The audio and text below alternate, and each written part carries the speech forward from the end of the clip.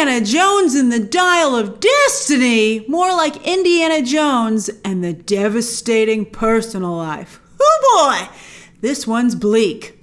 You know, I happened to watch Indiana Jones and Mission Impossible back to back, one night after the other. And I was really excited about that, but it turned out to be a horrible idea because they are very similar structurally. Long, intense train sequences, hectic car chases in an overseas older city, and Phoebe Waller-Bridge and Haley Atwell are basically playing the same character. I mean, I know that nobody wants to show their cards, but I think the studios have to start maybe talking to each other because this is becoming a little bit ridiculous, with Spider-Verse and Flash very similar as well. But overall, when all was said and done and I'd finished the film, Dial of Destiny, I would say this new Indiana Jones actually reminds me of another movie, and that's Lightyear. I know. Let me tell you where I'm going with this. But in that Disney has taken an upbeat, optimistic, fun character and decided to break him down, telling a bleak story of how his life did not really work out. Yikes, as I said. Yikes! I was quite shocked sitting in my seat. But to be fair, I do think that both Lightyear and Dial of Destiny are actually well done. I think this movie in particular really shook me to my core. But that's not what anybody wants from either of these franchises. You know, you're going to see Toy Story, you're going to see Indiana Jones, and they pull the old switcheroo on you. Like, this is not a fun popcorn movie. This is almost trying to be like an awards contender. And you're like, what? I blame Kathleen Kennedy. Once again, she's trying to turn a popular franchise into something it was never meant to be. But also, Phoebe Waller-Bridge is a blight on this movie that has Kathleen Kennedy's fingerprints all over it. Kennedy also put Waller-Bridge in Solo, where Waller-Bridge was equally horrible. But thankfully there, her role was quite small. Here, her role is very big, and it's just an absolutely horrible mistake. We'll talk a little bit more about Waller-Bridge later in this review. I was a fan. It's hard to be a fan after this movie. But I also think the problem is James Mangold. He is a great writer-director, but he's not a great fit for Indiana Jones. Indiana Jones he's always had a positivity about him, an optimism that he can win the day, that good will prevail. But not here. Without spoilers, I think that the best example I can give is his archaeology class. So in Last Crusade, great scene. His classroom was absolutely packed. A number of his students were crushing on him. But then here, his class is poorly attended, and the ones that have shown up have no respect for Dr. Jones or the material. You're like, why are you even here? Indiana Jones is a world-famous archaeologist. He should be teaching at a university where the school and the students value him. Also, what about the lecture circuit? Why isn't he on the lecture circuit? And what about all his friends at the museums that he was giving stuff to all over the years? Doesn't he have connections there? I mean, it's almost like the movie wanted him to be totally alone rather than it made any sense that he was. I mean, they gave him a reason to be depressed, as you'll find out. So I guess that kind of worked. But I wish I'd seen the moments that made him depressed. I think that maybe would have had the movie earn it more, whereas instead they just were kind of alluded to. And you saw the aftermath of that. I think that maybe would have been something that they, it's again, show don't tell. I don't know why so many people in the industry don't seem to know that, especially with years and years of experience. All right, so this Dr. Jones has been forgotten, as has his work and archaeology in general, especially with a new frontier that's just opened up, space, which was actually kind of clever. What's more, Indiana Jones's personal life, as I said, is completely fallen apart. When our movie starts, he has nothing, referencing another Pixar movie, Carl from Up. Now, and I didn't like that movie either, so maybe some of you will like this bleak stuff. Now, as I said, that's not to say that these aren't interesting observations and choices. There is a lot for us to dive into in the spoiler review, and the movie gives you plenty to think about. I'm still thinking about it. But Indiana Jones is a fictional character. His life can turn out any way that the creative people working on the film wanted to. And Indiana Jones is not the character to tell this story with. Mangold gravitates towards bleak stories. Some of them have been quite good. As I said, I'm a fan of James Mangold's work. And his visual style, though, is very cold and distant, whereas Steven Spielberg, who has directed all the other films in this franchise, he's all about hope and wonder with a warm and welcoming visual style. And as I said, it turns out Mangold could not have been a worse choice for this material, although Spielberg, he's not off the hook either, because he, of course, delivered the disastrous Crystal Skull. This movie is better than Crystal Skull, but is it an Indiana Jones movie? I mean, again, just like Kathleen Kennedy, James Mangold has taken a beloved character and run in a direction that interests him personally, and not really, I think, what the fans of the franchise want. So that's a real shame, and I don't know why he was allowed to do that. Because I looked into it, and Mangold significantly rewrote this script, I think, to interest him. At least Spielberg and Harrison Ford are similar in age, and I don't think Spielberg feels his life is over, so I don't think he would apply that same feeling to the character of Indiana Jones.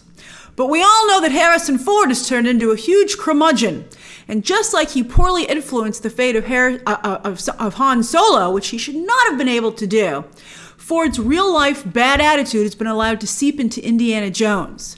Harrison Ford has never been a writer or a director or a producer. He should not be allowed to make creative decisions on the films that he's working on. He is an actor, a very good actor, a very personable one, at least he used to be. I think he still has a little bit of that left. And he should stick to that. And he should stop this curmudgeon thing. It's not his brand. I mean, he's made it his brand, but that's why he's not as popular as he once was. We already have Clint Eastwood. We don't need two of them. There are a lot of twists and turns in this film, and one heck of an ending that's turning out to be quite divisive. I won't ruin it here, but I'll tell you my thoughts on it. So in this non-spoiler review, let's discuss the film as best we can. So a lot has been made about the opening of the film with a de-aged Harrison Ford, and it is a very extensive sequence. And the VFX are quite good, yet they didn't de-age Harrison Ford's voice, which instantly shatters the illusion anytime he opens his mouth. So I'm surprised they didn't think to do that, because they can do, audio manipulation as well. I'm like, you only did half the job. And also, Ford, on that note, has lost the lightness of his original performance and plays even the younger Indiana Jones as a more serious, dour, and pessimistic person. One of the greatest things about Harrison Ford as Indiana Jones were his facial expressions. And he always, again, he would kind of like be a little sarcastic, he'd be a little wry, but he was always upbeat. He always was positive. He was having fun. This Indiana Jones does not seem to be having any fun, even as a younger person. The train sequence is pretty well done, though, and I think I would have enjoyed it more if I hadn't just watched the Mission Impossible train sequence the very night before, which, quite frankly, is even better. I mean, the Mission Impossible, it's like, this is good, but the Mission Impossible train sequence is even better. It's amazing. The Dial of Destiny train sequence has charm to it, especially because, it's like it harkens back to classic movies. And it has some impressive moments. There's like a moment with this giant, is it called a Gatling gun or something? And I was like, that's pretty cool. And also a greater sense of overall danger, not just for our heroes, but the world at large. Because, of course, the train sequence takes place during World War II. But the body count throughout the entire film is high. I was like, wow. I don't think I've ever seen a bigger, higher body count in an Indiana Jones movie. I was like, people are dropping like flies, man. It is nice to see Indiana Jones again. And I guess that adds to the bleakness of it. You're like, holy crap, this stuff just got real. It is nice to see, as I said, Indiana Jones again and find out what happened to him, even if it sucks. And as a massive Indiana Jones fan, I love the original trilogy.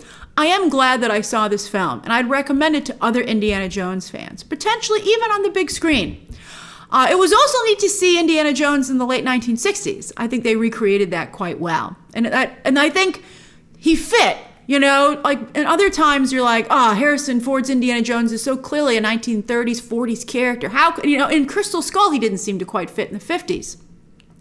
But here, I believe that he was in the 1960s, so that was kind of neat. The ticker tape parade sequence, including the elaborate subway chase finish, that's very well done. And it accomplishes something quite unique these days, and that it's unique to this film. It doesn't feel like it's borrowing heavily or a repeat of another film. Tom Cruise did not go through a ticker tape parade, thank goodness, in Mission Impossible. So I was like, that's a really cool, unique sequence that I've never seen before, and can be something special to this franchise. There are also a lot of fun callbacks to the previous Indiana Jones movies that you'll get if you're familiar with the franchise. One in particular is a very clever way to bring back his fear of snakes. I was like, that's great. A big problem, though, with the movie, as I said, is Phoebe Waller-Bridge. She was so good in Fleabag. I was such a big fan of her after that show. I mean, she deserved all the awards that she got. But here, she is just awful and brings down the entire film. The role is unsympathetic and annoying to begin with on the page, but Waller-Bridge just leans into it and makes it so much worse.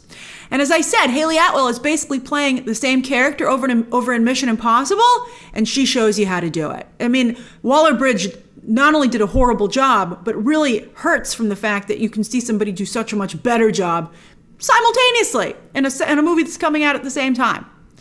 It's odd how similar their characters are. I will say, though, that Waller-Bridge has a third act monologue, which she really does a good job with, and somewhat redeems her performance. And I think the reason it works is because for the first time in the movie, her character Helena finally lets her guard down. Too much sass and just mean. I'm not a fan of mean. Plus her teenage sidekick Teddy, well, let's just say he's no short round, and he's as annoying as Waller-Bridge is. To have Indiana Jones running around with two people who have no loyalty to him, who don't even respect him, again, it's just a bummer. It's unnecessary. You're like, whoa, dump these people, Indy. They suck. They're ruining your movie. Mads Mikkelsen plays yet another villain, and he's always good, but can we get someone else at this point? I mean, it's just too much. Boyd Holbrook is always a standout, but once again isn't given enough to do. But at least he has more to do than Antonio Banderas and John Rhys Davies. So great to have him back. But they're both criminally underused. Now, how about that ending? Again, no spoilers. But when I was watching it, it had kind of leaked, so I kind of knew it was happening. But as it happened, it was so surreal that I was like, really? However, I do think it kind of fits, not just with the franchise and what this movie is trying to say, but with the fan base, especially guys. As I'm sure you've noticed, men in particular seem to really have a love of history, including Indiana Jones himself. So in that regard, the ending is kind of clever. I was like, I can see what you're trying to do here, and I think it's really interesting. I also felt, thanks to Mangold's style, that the ending, even though it's fantastic and mythical, and surreal, it still felt real, which made it very jarring. Like, it was weird. You were like, this feels very real and very unnatural and bizarre. Therefore, it became hypnotic. I didn't love Dial of Destiny, but I have to admit that it stuck with me. Or perhaps an even better way to put it is that it haunts me. Do I want an Indiana Jones movie to haunt me? Not really, but here we are. From what has become of Indiana Jones, it's like the ghost of Christmas future, man. And what he witnesses in the third act, I'm as shaken as Indiana Jones is. And Harrison Ford did a very good job with the acting. Again, I didn't want Indiana Jones to go down this path. I didn't think he should have, but they did a good job with it. And so I have to give the movie some credit for taking me on that same emotional journey and having me have the same experience, actually. They were able to put me in Indiana Jones's shoes. And I hated it as much as he did. But as a fan of the franchise, though, I got to say, this ain't it. This was a mistake. And I really do think it's very similar to Lightyear. People are, even if you can intellectually appreciate it, I think emotionally you're going to be like, what did you do to me, man? So that's my review of Dial of Destiny. And I mean, again, I guess it's subverting expectations. It never works out. So that's my review of Dial of Destiny. Indiana Jones fans, I think, should see it. I think I would recommend in theaters because, you might, if you're going to see it. But try not to see it too close to Mission Impossible because I think it could potentially diminish both experiences. And I really want you to enjoy Mission Impossible because it's such a spectacular movie. And also, with Indiana Jones, be prepared for that bleak tone. So maybe you won't get hit as hard with it as I did. But if you're not a fan of Indiana Jones, I mean, why would you watch this? Go see Mission Impossible. It's really, I think, only for Indiana Jones fans. And then you have to ask yourself if you want to take that journey. Whew! All right, so that's my non-spoiler review of Dial of Destiny. Share your own thoughts down below. No spoilers. Save those for the spoiler review. Subscribe today. And of course, as always, you can check out some more videos right now.